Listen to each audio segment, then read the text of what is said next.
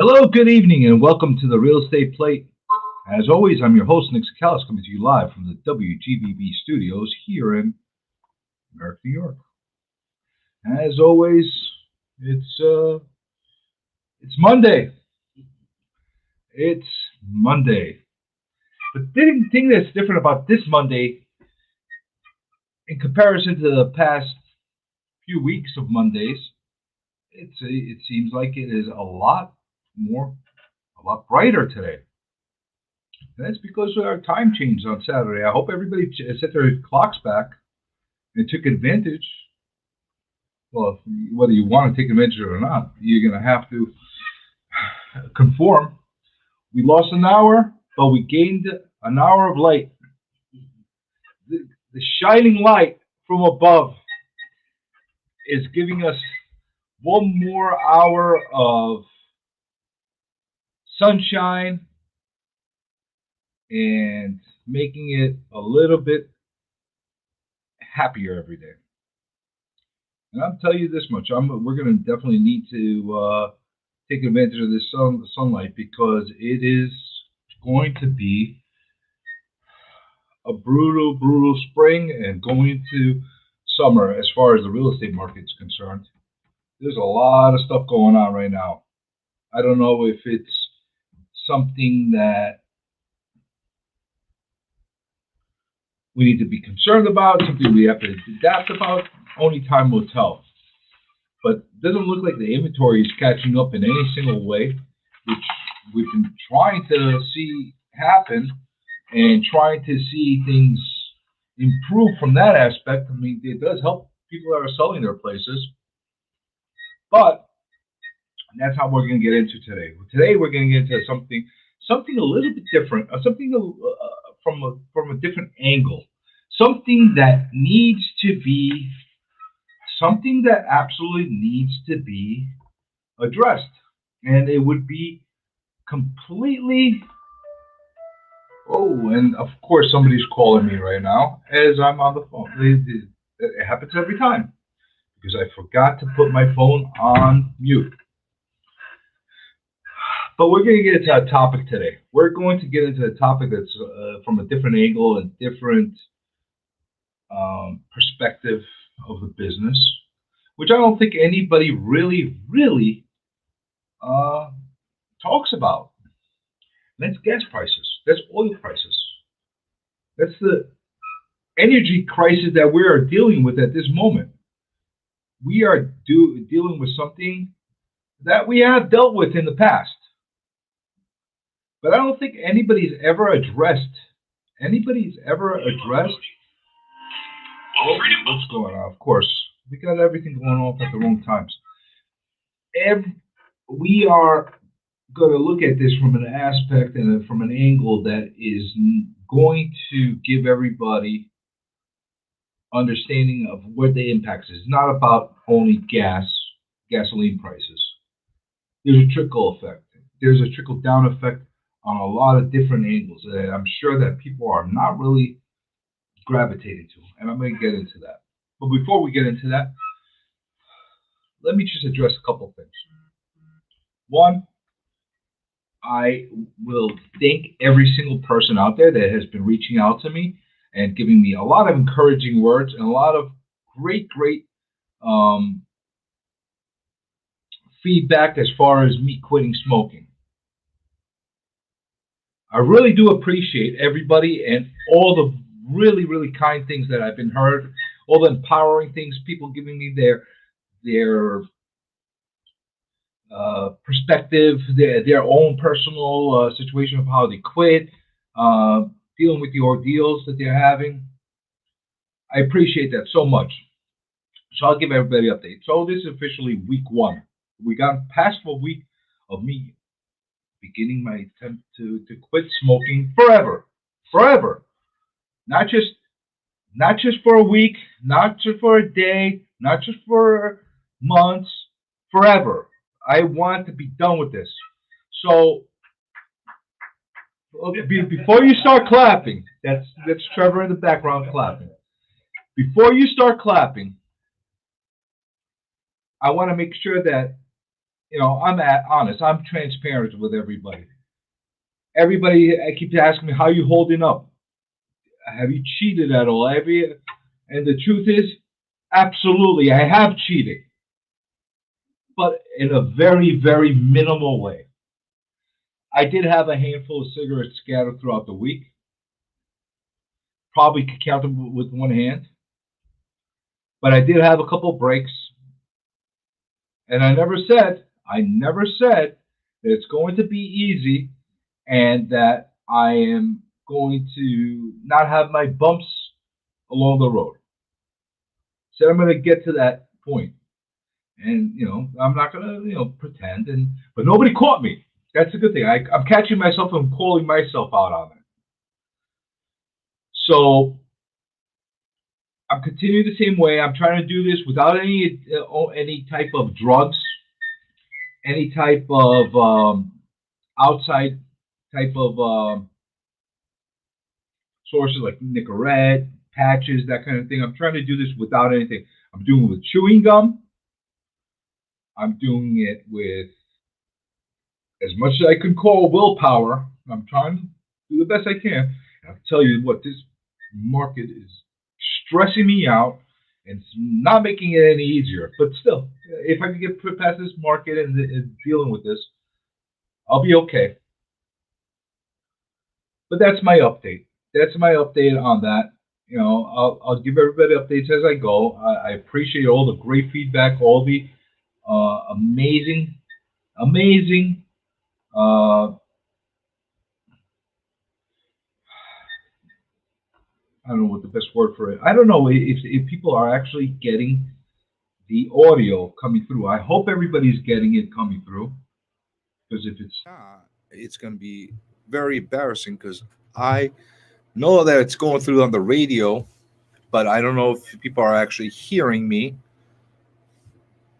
on YouTube. I hope that's the case. But that being said, if anybody's watching or anybody's listening, please let me know if you're having any kind of difficulties listening. All right. Thank you, Kelly. Thank you. All right. I got people hearing me. That's a reason why I'm actually not taking any calls today because we got some speaker issues, some audio issues. So I'm not taking any calls into the actual studio itself. I did put a link up. On the YouTube site in case anybody wanted to jump into the live stream. I'll put it up again. And you want to join the show. Not the people that I blocked. If you're on my block list, even if you get through, I'm still not going to put you on. I don't want any FCC problems. I don't want anybody giving me any headaches and fines through FCC. I get enough of them through MLS. I don't need FCC issues. Not Howard Stern. I'll leave that for him. But that being said, that was my update for smoking. I'm going to give a piece of advice to everybody. If you ever need a reason not to smoke, ask somebody how they feel during the time period, the short time period after they begin the process of trying to quit. Because I'll tell you something, that quitting process, this past week, this past days of trying to get quit has been a beast. I mean, it's been a beast in itself, and the amount of withdrawal and your body trying to reject all that stuff. That's something that is not a fun process. And looking back to it, what I'm dealing with right now, I'm trying to get this out of my system. If I knew the feeling I would have right now, I would never have picked up a cigarette, 33 years ago. 33 years ago. That's, I'm 45. I'm good at math. I'm 45. I started when I was 12. 33 years ago, I started smoking. This is what happens when you're a stupid 12-year-old kid. You pick up bad habits. And it was more acceptable during that time. And I looked like an overgrown kid. By the time I was 15, 16, I looked like a freaking adult. So and nobody ever questioned me when I smoked. Different world, different times. But we got that out of the way. So in case anybody wants to send me any email, my email address for the show is realestateplateradio@gmail.com. A lot of people have been sending me emails through there. I'm going to emphasize that. And I'm going to do something that I don't normally do. And I want to make sure that I could get this show and get the YouTube channel up to another level. So if you're listening and you're not a subscriber at this point, I kindly ask for you to gently nudge that subscribe button. I promise you, I'm not going to overwhelm you with multiple posts every day and that kind of thing. It will help the channel, it'll help the algorithm get our word out a little bit more. If you know somebody that would be interested in this type of topic and this type of a channel, share the channel with them. It'll be great. If you're watching on Facebook, click a like there as well. Can't hurt, but you can't help the show going on there. We try to do this show with as little advertising as possible. We will have sponsors coming down the line, but I'm going to keep it as unobtrusive as I humanly can to not cause any breaks in the show and keep it going the way it is. But it does help the show a lot when you actually subscribe, like, share, comment. It's great stuff. Kelly, I quit 7 years ago and started again from quitting in 2010. Never again will I smoke. I do miss it though. And that's, you know what? That is so what I hear from a lot of people. A lot of people, even after years upon years upon years upon years of quitting, they still miss it. Still miss it. And it's a habit you don't want to start. Believe me. I tell this all the people. The best way to quit is never start. But, it goes along the same lines of the hypocrisy of things that are allowable in society, things that are easily accessible to people. Think about it. Just in the 40s and 50s, 60s even. They had Marlboro Man commercials. They had Joe Camel commercials. They had things that, were advertising, promoting. Little children had little candy cigarettes that they would puff and pretend that they were smoking, just like their daddy.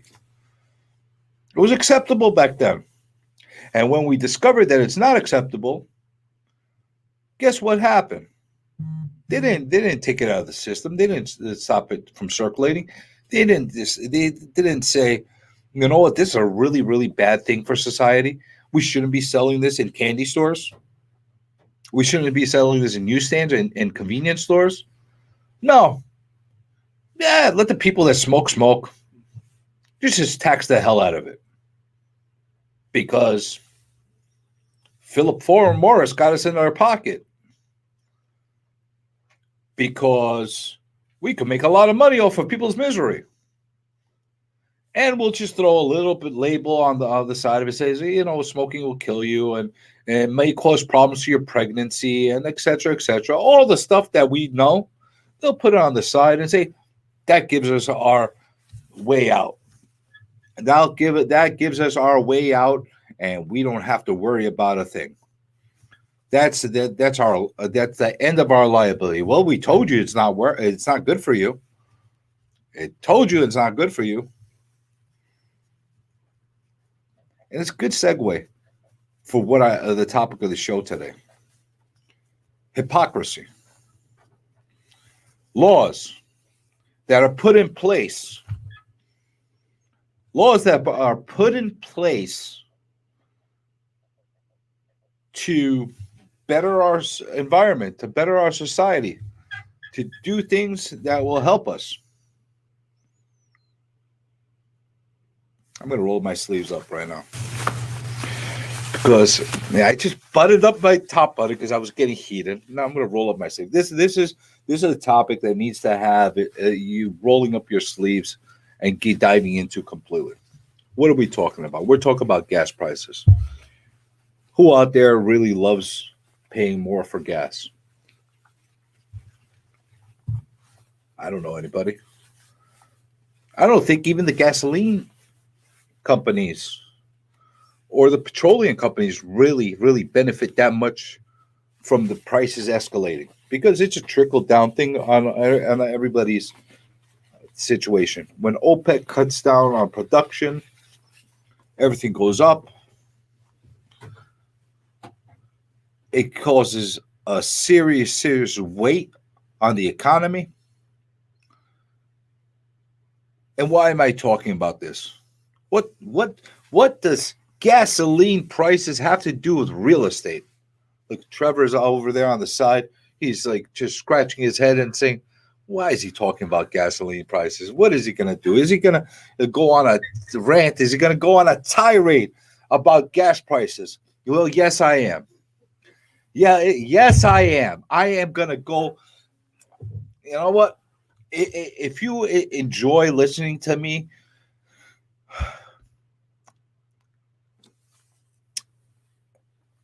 telling people my issues and sharing my displeasure for things, this is going to be the show for you. This is going to be the show for you because I got a lot of displeasure and I have a lot of issues with what's going on right now with oil prices. Okay, so let's start off with the easiest thing to pick at. The pump prices. You go to the pump and every single, I'm not exaggerating right now, every single time, and I have to fill up 2, maybe 3 times a week sometimes because that's the kind of job I have. I'm all over the place. I drive a lot. Sorry, I can't take the bus and I can't take the train to all the locations I go. I wish I could. Boop, press a button and I'm there. I don't have to use 1 ounce of gas. But that's not the nature of my job, just like a lot of other people's jobs. So I have to go to the pump.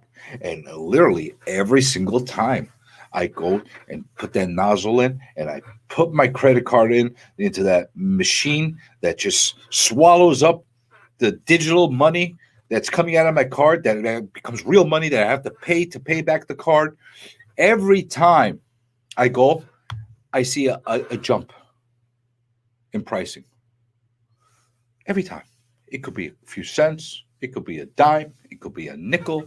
It could be 15 cents. Just seeing it go up and up and up and up. And guess what that does? It starts to weigh on my bottom line in order to service my customers. It affects my bottom line as far as whether I take on a listing, whether it's worth it for me or not to take that listing. It affects my bottom line in order to say to somebody whether I could do something for a certain rate or I need to ask for more from my personal payout standpoint. It's just a mathematics thing. It's an economy thing. It's a situation. If somebody's asking me to service something, for example, rentals. I don't really do rentals that much anymore. I have some of my team do the rentals. It's very rare that you'll see me take on a listing to do a $1,200 rental, whatever the case is. And one of the biggest reasons why, it's because it's not worth it for me to run for a month back and forth every single day, back and forth, show a million tenants a place. What, so I can make $1,200? That gets cut up by my company as far as commissions, and then Uncle Sam takes his part. And what at the end of the day am I going to make? A couple $100 that my gas is going to burn out right now? There's no profit in there. There's nothing. Nothing. It doesn't make any sense. And yes, you're going to have somebody else that's willing to do that. And that's okay as well. Maybe it opens up an opportunity for somebody that's local that could walk to that listing every single day to be able to take that. And God bless them. Hopefully they get it and they make a lot of money from it. But it affects me. And the same way it affects me, it affects a lot of other people. Hey, Driver C, thank you for joining us. We shouldn't be digging up the earth for a lot fossil liquid. We can make an engine that runs off of water. Well, I love that thought. I absolutely love that thought. And the day that we can actually run off of water instead of it is something that's welcomed by me.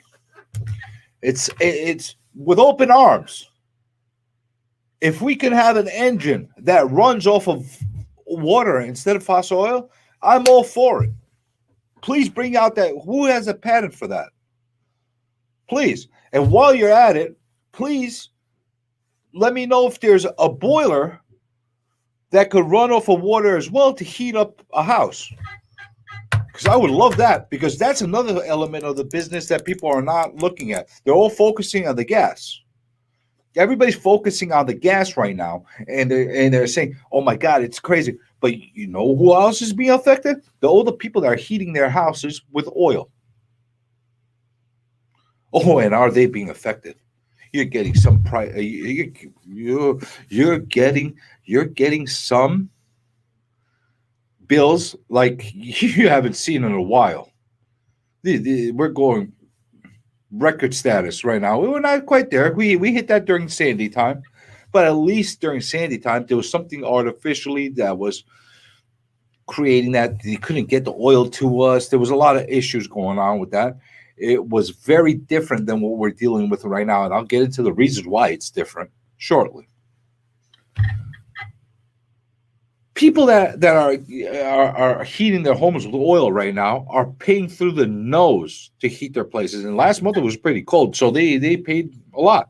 You have your average 275 gallon tank, and you're looking to fill it up. It's got a little bit left in there, whatever the case.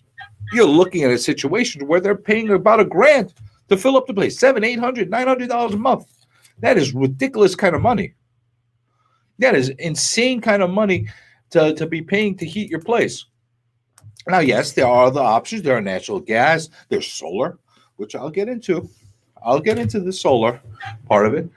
But not only is it affecting the people, the homeowners, bottom line, as far as being able to heat their place, it's also affecting the resale value, because now people are more conscious of the difference between oil and gas, even though gas has gone up as well. And that's the thing that a lot of people are not really processing. Yes, oil is going through the roof, but so is gas simultaneously. It's not like gas, oil's expensive, we're going to bring down the price. No. Oil and gas are going up hand in hand. They are going up hand in hand. No issue. It's something that needs to be done. Driver seat. And I'm sure it serves purpose being underground, and we'll get all the natural disasters because we're interfering with it. Driver seat. I'm not going to debate in any single way that what we're doing right now using the fossil fuels and other kind of heating materials is not necessarily the greatest thing for our Earth. I'm with you on that. I'd love to find some better alternatives, and that's why I'll get into the solar soon, as far as giving people other options on how to be able to approach it. But the fact of the matter is, our infrastructure is set up in that way that is using primarily oil to run our vehicles, run engines, heat a lot of the housing throughout the country. And it's not the greatest scenario, and it's not the greatest thing to be able to continue for many, many years doing, but that's what we have. And the thing that they need to do is accelerate and ramp up the process of alternative kind of sources.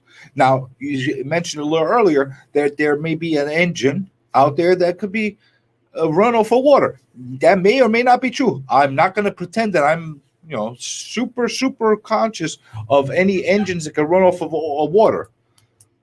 I have heard people mention things like that before, but I have never seen an actual working product, an actual working engine that actually could run off of water. And if there is something like that, I'd be a first adopter, which I normally am not. I'd be a first adopter to be able to purchase that. But I don't. It's right now. It seems like it's almost like a pipe dream. It almost feels that way. Now, let me not go too off on a tangent about that, because there's a lot of stuff I really want to cover, and I really want people to understand the differences, because I mentioned this before.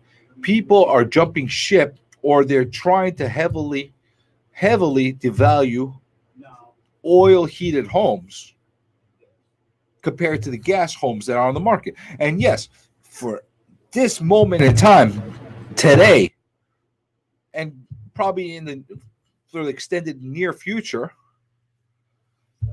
yeah, it's going to cost a lot of money. Good thing that spring's right around the corner, and the major winter portion is already gone for the year, and maybe that'll subdue some stuff and demand and that kind of thing. But yeah, for the near term future, you're gonna have issues. But gas is not cheap either. And believe me, I'm a big gas guy. I prefer natural gas over oil anytime. It seems cleaner. It takes up less space. You don't have to have oil tanks, etc., etc. There's a lot of reasons why I like natural gas more. But here's another issue that a lot of people actually are not thinking of. But if you ask any landlord out there that has oil-based heating in one of their rental units, whether it's a 1 family, a 2 family, a 4 family, a 50-unit complex, whatever it is, they are feeling it. They are feeling it right now. And guess what else they're feeling? Beyond the fact that they are going to really feel the pressure of the additional heating costs, a lot of them are still dealing with the fallout from the eviction moratorium. Oh, did we forget about that? Did we forget about the fact that people are still not getting rents? Did we forget about the fact that the courts are backlogged? And they're like up to their necks as far as trying to get past debt or trying just to cover their bills in order to keep their investment in their properties. Oh, we're going to ignore that. Nobody's talking about that in the news. I can assure you that nobody's going to talk about that. Why? Because it doesn't suit anybody's purposes. But I'll tell you something. The same way they're giving programs and ERAPs and this and that to everybody out there that's crying that they don't have money or they're out of work, whatever. In some cases, it's true. I'm not making a joke of it. In some cases, it is true. But they're crying poverty. Even some of them are working, by the way. Off the books. You put your investigators to figure that out. I'm not going to point out anybody, but I see it with my own eyes. Who's working and who's not working. But they're still collecting money from ERAP, and in a lot of cases, the landlords are still not getting paid. And in a lot of the cases where the courts are holding them up on trying to get their evictions done, they are not only not getting paid rents, now they got additional costs for heating. By the way, the same way the eviction moratorium was a concoction, it was a artificially induced type of product that was forced down the public's throat. Because I don't know what other way to say it in a nice way. Because we're trying to stay PG right now. Because this is a reputable station, WGBB, and it's on AM and FM, and the FCC people are watching. And Jeff is watching too. And look, right here. This is my next. I have this right here. He put this right here, right before. Put it right here, right before the show started, so I could sign it and give it back to them. This is my agreement for the next 3 months, because we're doing only 3 months at a time. But this is my next agreement for the next 3 months. So if I get out of hand and they kick me off and the FCC hits us, I'm not going to get the new agreement. And there's going to be no real estate plate radio show. So I have to be mindful of it. I have to be mindful of it. So we'll be nice. We'll be nice and calm, and we will use nice, clean words, and we'll use not aggravating words to get canceled. How about we cancel embargoes on oil? How about we get more oil from our own country? How's that for a novel thought? How about we open up the floodgates again to actually make it to the point where we don't need anything from the other country? Oh no, but we're saving the squirrels here in the but you know what? The squirrels over in Russia and Asia and in Europe and wherever or South America, everywhere else where we're getting oil from, and Middle East, where the squirrels there could die, but we're not going to do it here in the U.S. because we're going to get all the oil from everywhere else. And we're going to keep ours and hoard it. Why? Because there's a plan. There's a plan. We're going to waste everybody else's oil first. We're going to be energy sufficient. We're going to be super energy sufficient. And then when we don't need oil anymore, then we're going to sell it back to all the third world countries that haven't evolved and haven't adopted to cleaner and more efficient energy sources, and sell it back to them as a premium because we don't need it anymore. Is that a crazy thought? Is that one of those thoughts that are going to blow your mind? I don't know. Think about that. Digest it for a second. Think about what I'm saying. Now, while you think about what I'm saying, I'm going to go back to the lowly landlords. Are we seeing any kind of program come out now through the Fed or through local government? I have no faith in New York State government. I'll tell you that much. I have zero faith in New York State government as far as stepping in and making it right.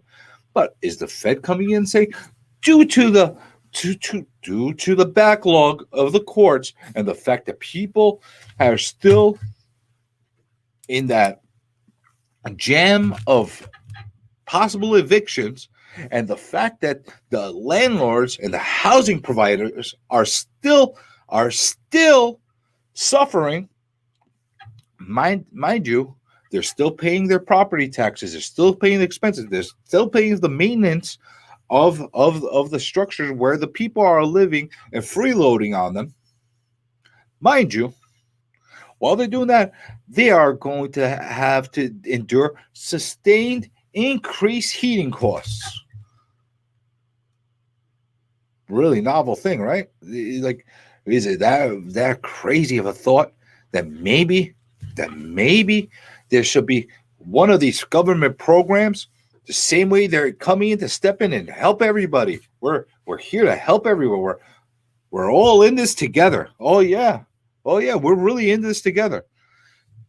The same way we're all in this together, why don't they go and put a program in there to help landlords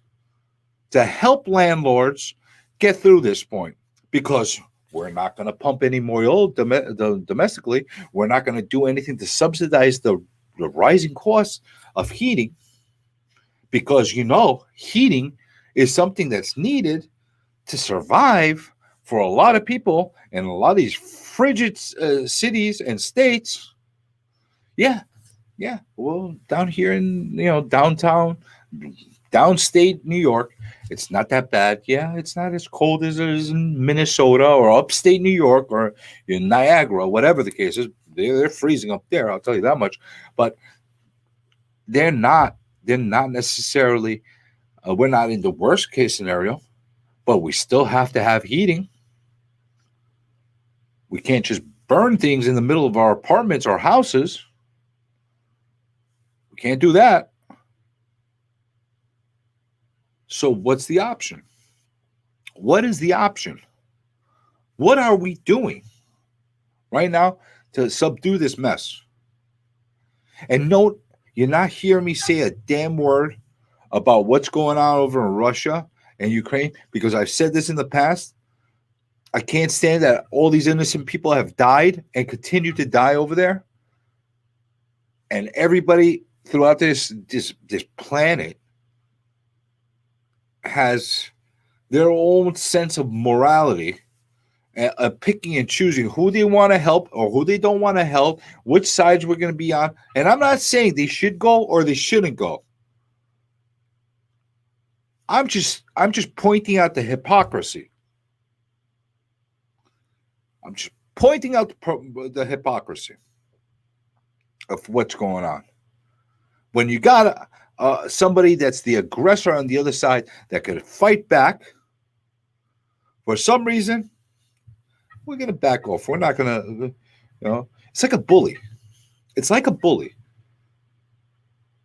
You go and you bully other people around, but when you run into somebody else that could actually fight back or throw a punch back, let's not pick the fight with that other bully. Let's not do that. Because don't get this twisted and don't get this wrong. These governments, all these countries around it, it's just a different hierarchy of bullies. That's what it is. So let's go back into the angle for real estate. We got it globally enough. We got as political as I want to get at this point. Like I said, I want to keep the show going. I don't want to get it thrown off the airwaves. I don't want to get canceled. But I assure you, whether you agree with me or not on a lot of the stuff that I'm talking about, there is validity to what I'm saying. I'm not just plucking things from the sky and saying, "Oh, conspiracy theory." No. There's a lot of validity to what I'm saying. So if there's any politicians listening now or on a replay or in the future, just take a note of what I'm saying to you. What are you going to do to help the housing providers? If you don't want to help the individual homeowners, and tell you, screw you, homeowner. You bought the house. That's your situation. Whatever. You could live with heat or not live with heat, because that's basically what happens. If you own your own house and you live in it, if you don't have enough money to fill up your oil tank, guess what? You're not having heat. And there's nobody going to step in. There's nobody that's going to step in to actually say, you know what? You need help. We're going to come and help you.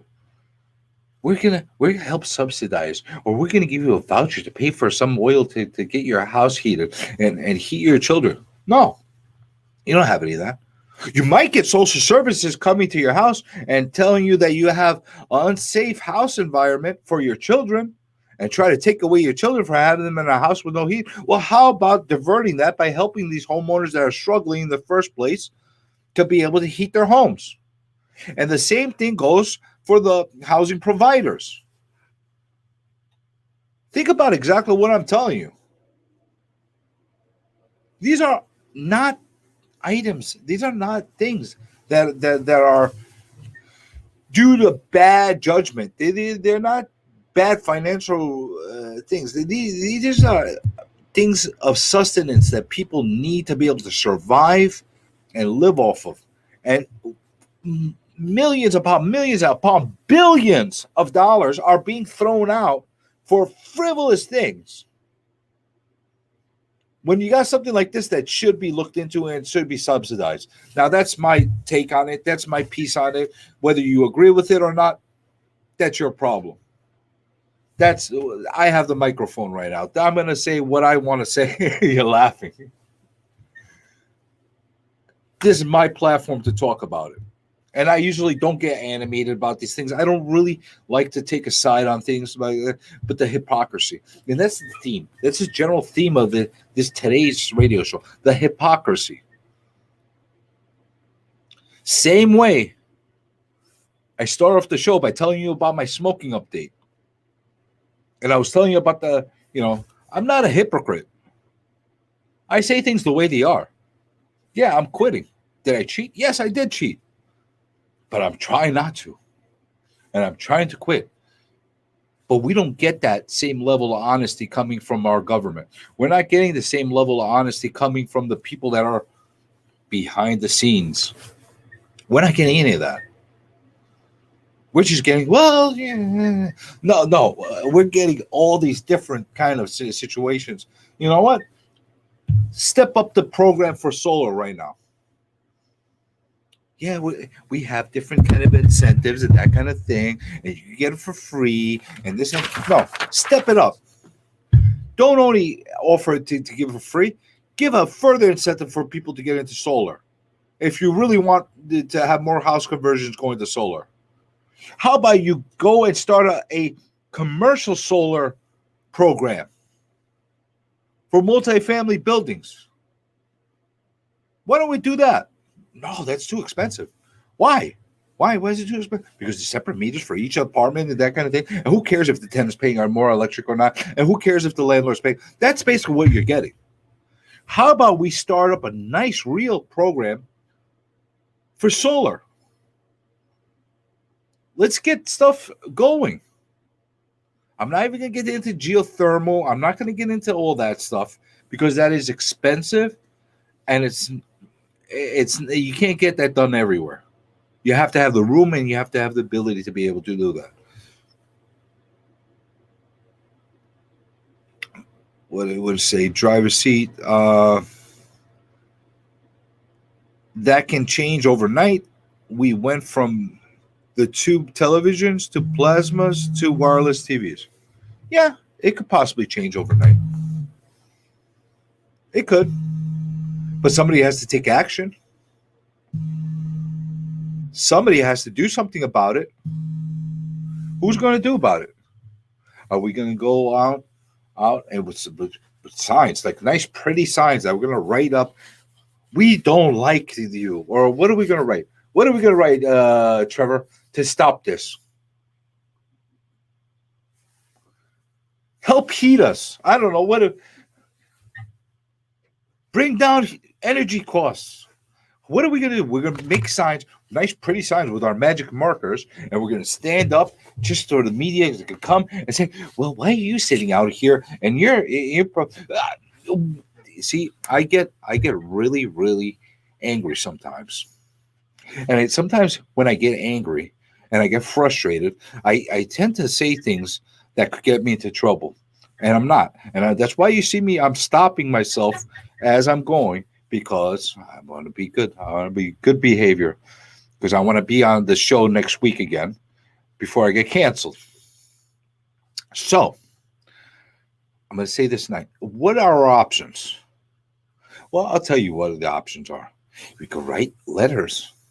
We can write really, really mindful and heartfelt letters to our officials that they'll take in a big, nice stack like this. Oh, by the way, I have notes today. Don't think I'm just like spitting things out of rent. I actually have notes. I wrote articles and that kind of thing. I'm prepared. I'm not a raving lunatic that's just spitting things out of my mind. By the way, we're going to take these letters that are a nice stack, and we're going to dump them in the garbage can right next to them. Just dump them. And then we're going to not even write a response letter, because a lot of times we write to our officials. They don't write a response. Maybe we'll respond to the second angry letter that says, why have you responded to me? because that's how it usually works. And maybe you get a response on your second letter, or maybe they'll wait till your third letter to see. Let's see how angry you are about it. We could take that route. We could take the protest, peaceful protest, peaceful. Let's keep it peaceful. We could do the peaceful protest with the big magic marker signs, saying, "Let's find a better way for energy. Let's find a better way to heat our world. Let's find a better way to fuel our cars. Let's fuel our cars with water, like driver's seat says. Whatever we pick."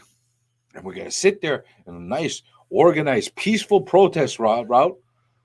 And we're going to wait for the media to come. They're going to come, "Oh, sir, why have you been waiting out here? Why have you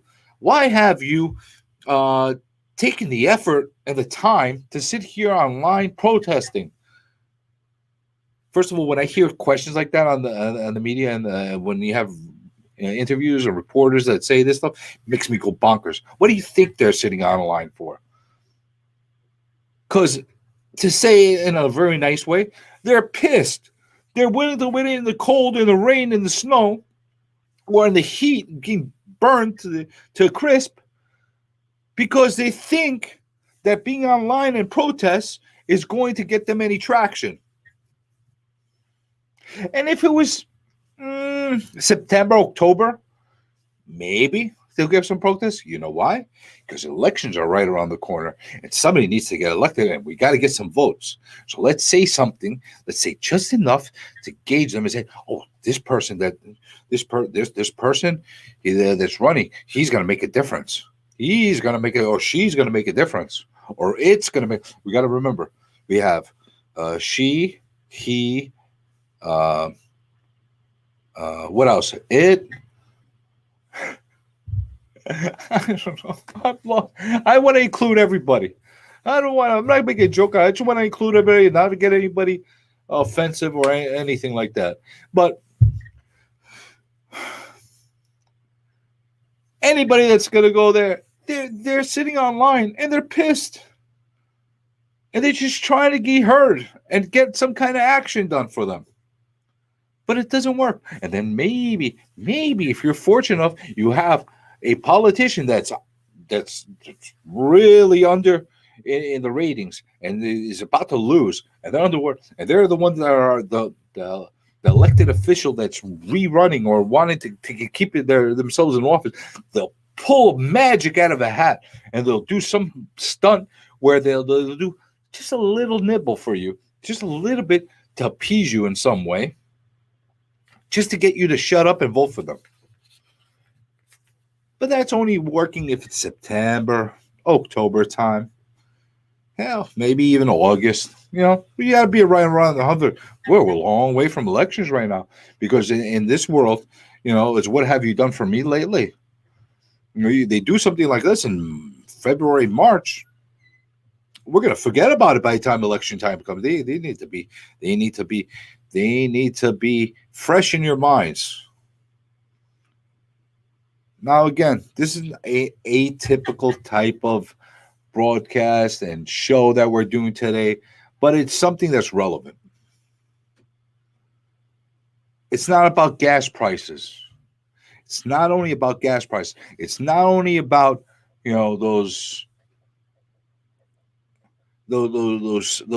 soccer moms driving the buses, driving all the kids all the way around and wasting the gas, and now they're going to the pump and saying, "Holy crap, I got to pay $150 every time I got to fill up."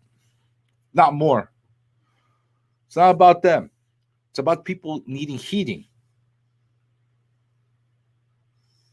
It's about housing providers needing to provide energy and heat and paying for these bills that they can't sustain, especially because of the fact that they've been completely castrated from any income they could possibly get because of the damn aftermath of the eviction moratorium. It's not only about that. It's not only about the prices of other items going up or services going up because the transportation has gone up. Myself being included. I'm in the service industry. in order for me to sustain and be able to keep business going. And if this remains an ongoing expense, guess what? My rates are going to go up as well. Or I'm going to be picky and choosy about what I choose to take and not take. We're going to start cherry picking. The drivers, people are struggling right now to find drivers to deliver services, to deliver goods. It's bad enough they can't find drivers. They're going to have a hard time finding drivers that they're going to pay through the nose to get because they're not available. Now they're going to pay fuel costs. Guess what that's going to get passed down to? That's going to get passed onto and tacked onto the price of all the goods that are coming in. That includes housing materials, building materials. It's bad enough that everything has gone through the roof. Supply and demand has gone up. Now the transportation is going up as well. Well, people aren't really gravitating to these things. People really aren't understanding the levels of how high oil costs are affecting us across the board. Here, I have an article. By the way, NYC guy, thank you for joining us. Glad you shall remember. Uber driver are upset big time. Yeah, of course Uber drivers are upset. The same way taxi drivers are upset big time. The same way delivery men are delivery men or women are upset big time. It goes all across the board, everywhere. All the petroleum-based items that you're looking at. Let me see. I have a list somewhere here in one of these sheets that basically is going to, that says how much everybody is. There we go. Look at this. Look at this. I don't know if this is a good thing to show, like how I could show it. They're focusing on the Russia oil that they're getting in. That's a little graph that you have in there. I could share that with everybody later on. But apparently Russia does about 9.7 million barrels per day. And by the way, for all you people that are saying, I'm biased, I'm picking and choosing the article, this is from CNN. This is from CNN. It says right here. CNN. So I'm an equal opportunity media reader. I read everything from everybody. So 9.7 barrels. U.S. at this time is doing 10.2 million barrels. Saudi Arabia, 9.3 million barrels. It's showing that we have more production than everybody else. Where's all our production going to? Because it's clearly not staying here in-house. And why aren't we ramping up the production? Why? There's a COVID effect, believe it or not, on this. OPEC had cut back on oil refining and drilling during the time of OPEC, during the time of COVID and quarantine and lockdowns, and that was understandable because the demand wasn't there. People weren't driving. Well, I'm going to tell you something. People are driving in full blast. I saw traffic like I haven't seen in months, maybe years, just coming here to the studio. That's why I barely got here on time, and I barely got here. Even though it was a lovely drive because the sun was out and we're getting more daylight, and we got into that already. But there was traffic. And a reason for a lot of the traffic that we're having right now, a big reason for a lot of the traffic that we're having right now is because of the fact that people are still lingering, not wanting to go into the trains, not wanting to use public transportation. Oh, I don't want to get COVID. I want to get corona. Well, guess what? The fact that gas is going through the roof and it's costing them an arm and a leg, and a lot of people can't sustain commuting back and forth to work every single day the way they have been able to, it's going to make a lot of people want to turn back the clocks and go back into the public transportations.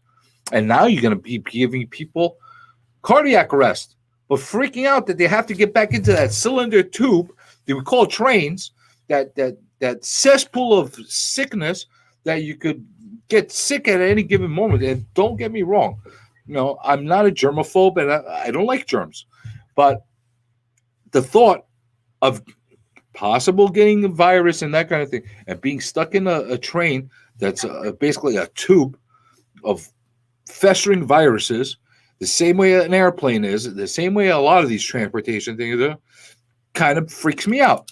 Now, I don't have the option of taking the train and commuting every place I do, but other people do. And guess what? If they can't afford to be paying to drive back and forth and sustain that way, they're going to have to bite the bullet and get back into the trains. And this is going to cause another issue altogether. Maybe it'll spike corona again. And maybe it'll cause all kinds of issues. I don't know. Or maybe we'll go back to where we were 3 years ago, which is highly unlikely. But we'll see. NYC guy, yes, I saw a lot of traffic on the LA. Yes, there is a lot of traffic. A lot. Unlike we've seen in years. It's crazy. People will get on city bikes. Yeah, you know what? They might get on city bikes. In the city, it makes sense, but not in the suburbs. They're too long of distances for a lot of people to be able to do that. By the way, the show is coming to the end. But I'm going to end it on a light note. A light note, but a little bit of a happy note. And I want to just show you something. I want you guys to see this. You see this? Okay? This was an article that actually made me happy. Look at this. Look at this. You see this? You see that? What's that say? I did that. I did that. Our old friend Joe Biden. I did that, and he's pointing at the price for gas.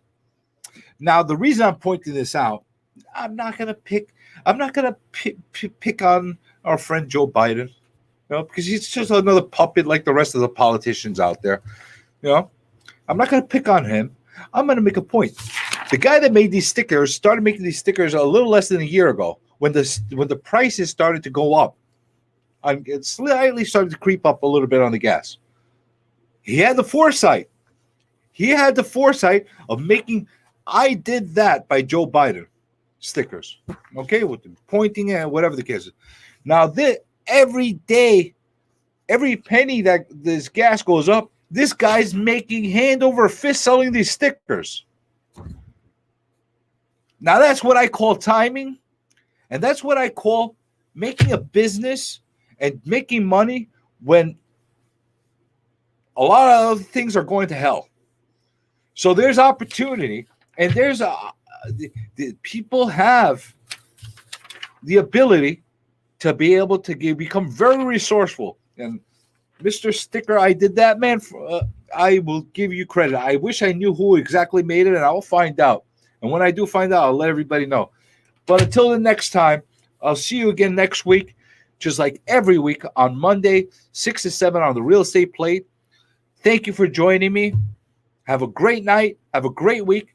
Hopefully, gases are lower by the time we meet again next week. Make lots of money in real estate.